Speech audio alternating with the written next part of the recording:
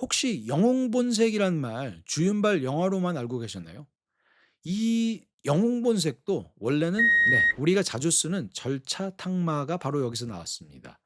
안녕하세요. 브루스의 북살롱입니다. 오늘은 논어 학이편의 거의 마지막 부분, 공자의 제자 자공과 공자의 대화를 소개해 드리려고 합니다. 자공이라는 인물부터 잠깐 짚고 갈게요. 사마천의 사기에 보면 화식열전이라는 편이 하나 있어요. 당대에 성공한 상공인들의 이야기를 다룬 편인데요. 자공은 바로 여기에 등장합니다. 논어에도 등장하지만요. 자공은 이제 공부만 한 게 아니라 사업으로도 크게 성공한 사람이었다는 거죠.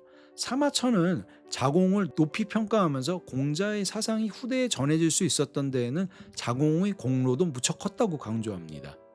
그 자공이 어느 날 공자에게 이렇게 묻습니다. 가난해도 아첨하지 않고 부유해도 교만하지 않다면 어떻습니까? 그걸 듣고 이제 공자께서 답하십니다. 괜찮다. 그러나 가난하면서도 도를 즐거워하고 부유하면서도 얘를 좋아하는 것만은 못하다. 그러자 자공이 또 말해요. 시경에 자르고 갈고 쪼고 문지르는 것 같다라고 했는데 바로 이걸 두고 한 말이군요. 공자께서 기뻐하며 말씀하시죠. 사야, 이제 너와 시를 논할 수 있겠구나.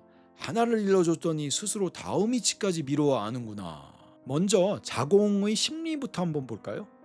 이 질문을 던질 때 자공은 아마 자기 수양이 이 경지에 이르렀다고 꽤 만족하고 있었던 것 같습니다. 아, 선생님이 칭찬해 주시겠지. 한 90점, 100점은 주시겠지. 기대하는 마음이 보이죠. 사실 이것만 해도 사실 굉장히 대단한 경지입니다. 득의망형이란 말 혹시 들어보셨나요? 뜻을 이루면 우쭐해져서 본래 모습을 잃는다는 거죠. 남해근 선생님은 여기에다가 실의망형이라는 말도 덧붙이고 싶다고 하십니다. 실의, 그러니까 뜻을 잃어도 본래 모습을 잃는다는 거예요. 평소에는 좋은 사람이고 잘 나갈 때는 일도 잘하고 대인관계도 원만한데 한번 실의하면 사람 만나는 곳조차 피하고 열등감에 빠져서 완전히 다른 사람이 되어버리는 경우 우리 주변에도 보면 있죠. 그래서 맹자의 이 말씀도 와닿습니다.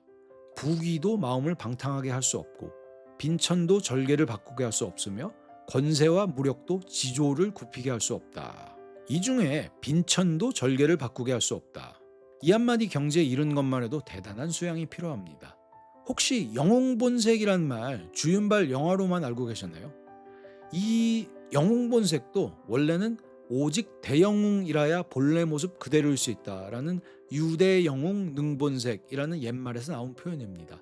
잘 나가도 망해도 그 모습 그대로인 사람. 그게 최고의 수양 경지라는 거죠. 그런데요.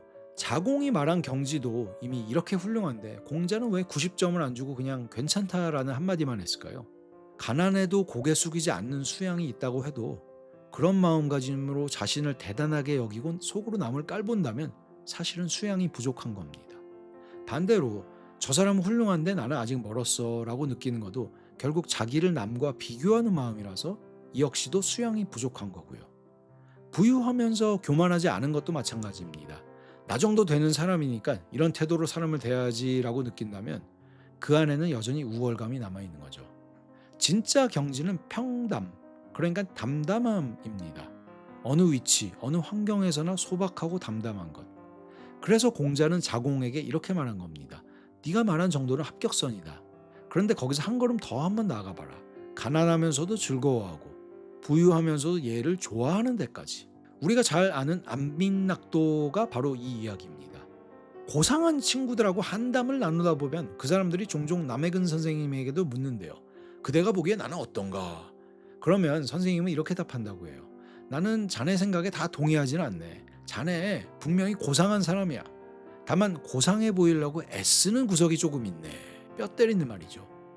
자기의 고상함을 보여주려고 애쓰는 것, 그 자체가 이미 담담하지 않다는 겁니다. 부유하면서도 얘를 좋아한다라는 것도 단순히 예의범절 얘기가 아니에요. 바른 사람이 되기 위해 겸허한 마음으로 계속 배우고 진보를 추구하는 것.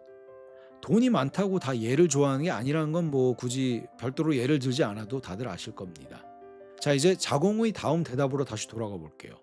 자공은 스승의 말을 듣고 시경의 한 구절을 인용합니다. 여절, 여차, 여탁, 여마. 자르고, 갈고, 쪼고, 문지르는 것 같다.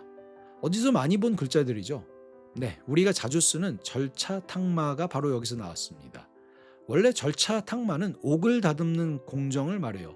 톱으로 돌을 자르고 절, 옥을 찾아내 돌 부분을 갈아내고 차, 쪼아서 가락지나 팔찌 모양을 만들고 탁, 반들반들 빛이 나게 문지르고 마. 사람의 배움도 꼭 이와 같다는 비유입니다. 합격선에서 멈추지 말고 끝없이 다듬어 나가라. 자공은 스승의 뜻을 정확하게 알아듣는 겁니다. 그러자 공자가 기뻐하죠. 이제 너와 시를 논할 수 있겠구나. 하나를 알려주니 다음 것까지 미루어 아는구나. 하나를 가르치면 열을 아는 제자였던 겁니다. 여기서 잠깐 시에 대해서 짚고 넘어가고 싶어요. 공자가 말하는 시는 문학 그 자체가 목적이 아닙니다. 시 속에 담긴 이치를 미루어서 현실을 이해하는 힘이 중요하다는 거죠. 역사를 읽는 것도 마찬가지 아닐까요? 과거를 이해해서 미래를 아는 것. 그런 것들이 바로 시의 정신이기도 하고 학문의 정신입니다. 논어 학이편 마지막 구절이 하나 남았는데 어차피 한 문장이니까 오늘 마저 할게요. 공자께서 말씀하셨습니다. 남이 자기를 알아주지 않는 것을 걱정하지 말고 내가 남을 알지 못하는 것을 걱정하라. 혹시 기억나시나요? 학이편의 첫 구절 중에서 마지막 부분. 사람들이 알아주지 않더라도 원망하지 않으니 또한 군자가 아닌가. 학이편의 이 첫 구절과 마지막 구절이 정확하게 호응합니다. 머리와 꼬리가 맞물리는 수미상응이죠. 사람들에게 공통의 병폐가 사실 하나 있습니다. 늘 자기가 대단하다고 느끼는 것. 말실수로 하면 보통 사람은 얼굴이 빨개지지만 3초 정도면 괜찮아져요. 마음속에서 재빨리 변명거리를 찾아내니까요. 1시간쯤 지나면 어떻게 될까요? 생각하면 생각할수록 내가 옳았던 것 같습니다. 그래서 우리는 늘 남이 나를 이해하지 못한다고 탓할 뿐 내가 남을 이해하지 못하는 건 별로 생각하지를 않아요. 학이편은 이 한마디로 이제 학문, 배움의 목적을 매듭짓습니다. 영상 마치기 전에 솔직한 이야기 하나만 할게요. 사실 제 논어 영상들, 그러니까 동양 고전 소개한 영상들은 조회수가 거의 나오지 않습니다. 아무래도 중국 고전에 대한 관심이 높지가 않으니까 그럴 수 있다고 봐요. 제가 뭐 전문가도 아니고. 그래도 저는 계속 하려고 합니다. 단 한 분이라도 보시고 도움이 된다면 그걸로 성공이고, 아무도 안 보셔도 저도 준비하면서 복습이 되니까요. 말하자면 이 중국 고전 시리즈는 저 나름의 절차 탕마이고 수양의 과정입니다. 그래서 저는 제 영상들 중에서 이 중국 고전 소개 영상들을 가장 아껴요. 네, 오늘 브루스의 북살롱은 여기까지입니다. 영상이 마음에 드셨다면 구독과 좋아요 부탁드립니다. 다음번 중국 고전 소개해드릴 때는 공자 말고 노자나 장자의 한 구절로 찾아뵙도록 할게요. 오늘도 즐거운 하루 되시기 바랍니다. 감사합니다.